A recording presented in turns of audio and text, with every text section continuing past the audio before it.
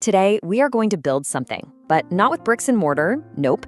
We're going to build with action and evidence. We're putting together a whole new way to think about confidence. Let's call it the architecture of proof. So let me ask you something. Have you ever been in, a big meeting or at a party, or maybe you're giving a presentation and you just get this feeling that you're faking it?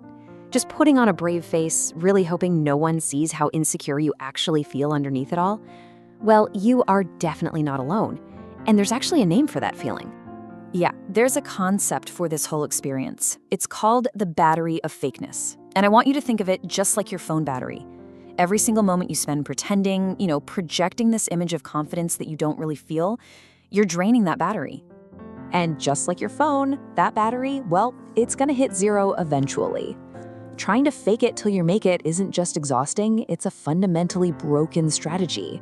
It just can't last because it's always consuming energy instead of creating it. I mean, just look at this. It lays out the two paths so clearly. On one side, you have faking it. It drains you. It's all about appearance and it's so fragile. But on the other side, you have building it.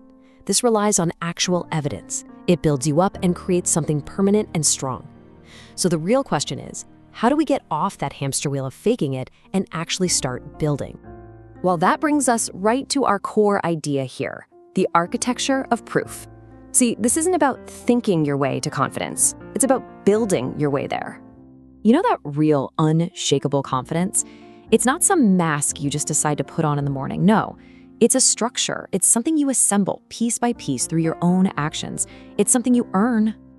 This quote right here, it just nails the entire philosophy. You can stand in the mirror repeating affirmations all day long, but that nagging feeling of insecurity, it usually sticks around. And why is that? It's because your brain is basically a logic engine. It needs proof. Positive thinking is nice, for sure, but positive action, now that's what provides the hard evidence. So, how do we actually start creating this proof? Okay, let's get practical. It all starts with something called your impossible list.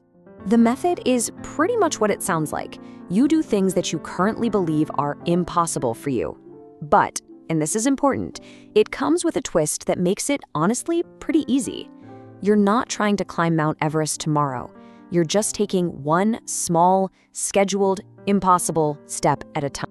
Okay, here's the 4-step process. It's actually super straightforward. First, you name a specific limiting belief you have about yourself. Second, you pick just one task that would directly fight back against that belief. Third, and this part is absolutely critical, you schedule it. You actually put it in your calendar like it's a doctor's appointment. And finally, you execute. You go do the thing, and in the process, you create the proof. So what does this look like in the real world? Well, let's say your limiting belief is, I'm just so bad at networking. Okay, your impossible task might be to introduce yourself to 5 new people at the next event you go to. Or maybe you believe, I'm just not athletic. Your task could be to train for and then actually run 6 miles without stopping. The key is that the task feels impossible before you do it, but it's totally physically achievable. All right, so we have the method, but what's really going on here on a deeper level? I mean, why is this so much more effective than just telling yourself you're confident? Well, it's all about proving your own brain wrong. Remember, your brain is a logic engine. It forms beliefs based on all the evidence it's collected over your entire life.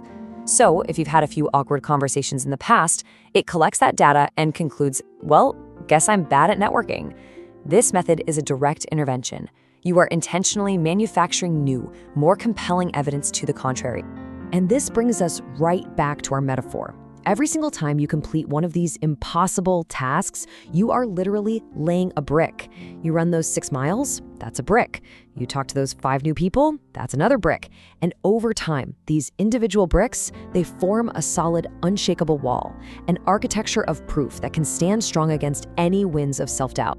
So as we start to wrap this up, the focus is going to shift away from me and turn directly to you.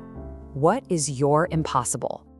If you only take away one single thing from all this, please let it be this right here. Confidence isn't something you just find or decide to have one morning. It is the byproduct of action. It's like the receipt you get for keeping promises to yourself. It is the evidence you create, one impossible task at a time. So I'm going to leave you with a challenge. Don't just think about this, do it. I want you to look at your week ahead, pull out your calendar, and ask yourself, what is one small, impossible task I can schedule that will serve as the very first brick in my own architecture of proof?